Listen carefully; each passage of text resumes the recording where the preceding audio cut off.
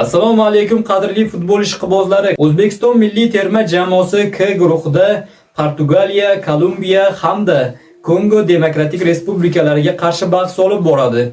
Ushbu bahslar oldidan terma jamoamiz haqida dunyo muxlislari qanday fikrlar bildirmoqda? Bu albatta hamma uchun qiziq bo'lsa kerak. Biz mana shuni bilish maqsadida ko'plab saytlar hamda ijtimoiy tarmoqlardagi videolar ostidagi kommentariyalar, fikrlarni topib sizlarga taqdim etmoqdamiz. Albatta, ushbu videolar sizga yoqadigan bo'lsa, like bosib bizni qo'llab-quvvatlang. Demak, biz videoni boshladik. Xabaringiz bor, sal avval xorijlik tahlilchilarning O'zbekiston milliy terma jamoasi yigitlarimizning jahon chempionatiga yo'llanma olgani va JC 2026 dagi imkoniyatlarimiz haqidagi maxsus videosini sizlar uchun tarjima qilib kanalga joylagan edim. Aynan o'sha biz tarjima qilgan birinchi xorijiy videoning tagida butun dunyodan, turli xalq vakillaridan va albatta o'zimizning fidoyi muxlislarimizdan juda ko'plab yorqin izohlar kelib tushgan. Xo'sh, chet elliklar oq bo'ralar haqida aslida nima deb o'ylayapti?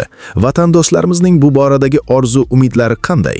Keling, hozir aynan o'sha videoning izohlar bo'limiga tushamiz va muxlislarning eng qiziqarli, ba'zan hissiyotli fikrlarini birgalikda o'qiymiz. Qani ketdik. Kemal Demir 1832. Turk sifatida O'zbekistondagi qardoshlarimizni qo'llab-quvvatlayman. Fredrik Helgeland. O'zbekiston bu yilgi debyutantlar orasida yaqqol eng yaxshisi.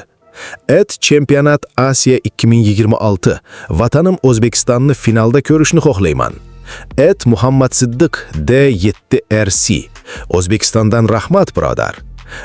White Wolf C5P. Yashasin O'zbekiston.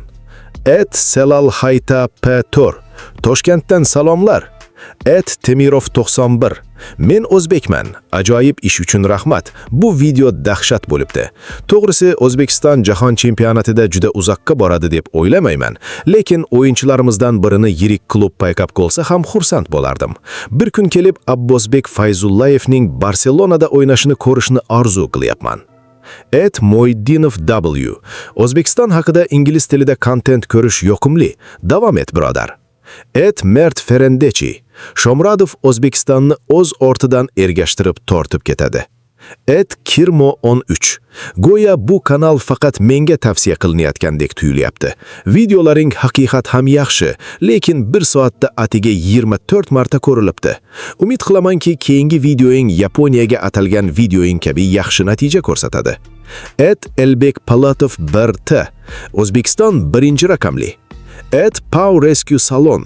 O'zbekiston aniq jahon chempionatini yutadi. Yoki hech bo'lmaganda men bunga qattiq ishonaman. Jahon T6. Agar ular Husanovda bo'lgani kabi ko'zlaridagi olovni yo'qotmasalar, ularni kim to'xtata oladi?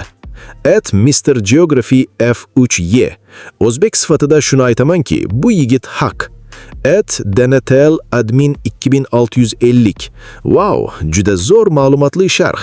Garchi tarkibda ba'zi asosiy o'yinchilar Fayzullayev, O'rinov tushirilib qoldirilgan bo'lsa ham, lekin shunday bo'lsa ham bunchalik ko'p ma'lumotga ega ekanligingdan hayratdaman. Harib Al-Sak. Zo'r video. Ancha vaqtdan beri O'zbekistonni qora ot, ya'ni surpriz qila oladigan jamoa deb aytib kelyapman. X Night Slayer XMC. O'zbek sifatida ular chempionlikkacha yetib borishi deb juda umid qilyapman, lekin Yevropaning kuchli jamoalarga qarshi o'ynaganda biroz xavotirdaman. Baribir umidlarim juda yuqori. Asilbek X2F. Ha do'stim, yurtim kundan kunga rivojlanmoqda. Sattorov Sharofiddin 3101. Eng zo'ri.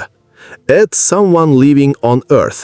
Bizning milliy terma jamoamiz haqidagi tushuntirishing juda aniq edi va sen barcha tafsilotlarni ham aytib o'tding. Xullas, juda zo'r kontent. Samandar Xudoyberdiyev 80-100. Bek Hamdamov 2030.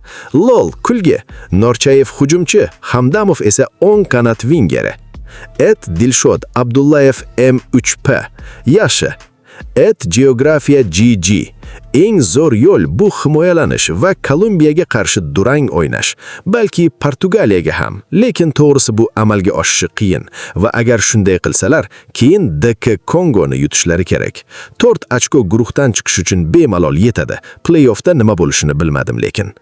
Et Abdumalik Shuhratjonov: Chinaqim o'zbek sifatida ayta olamanki, agar Cristiano Ronaldo jahon chempionatini yutsa, bu eng buyuk tarixiy voqealardan biri bo'lardi.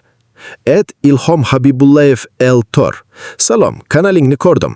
CTR yuqoriroq bo'lishi uchun muqovalaringni yaxshilab bera olaman. Hatto birta namunani bepul qilib berishim mumkin.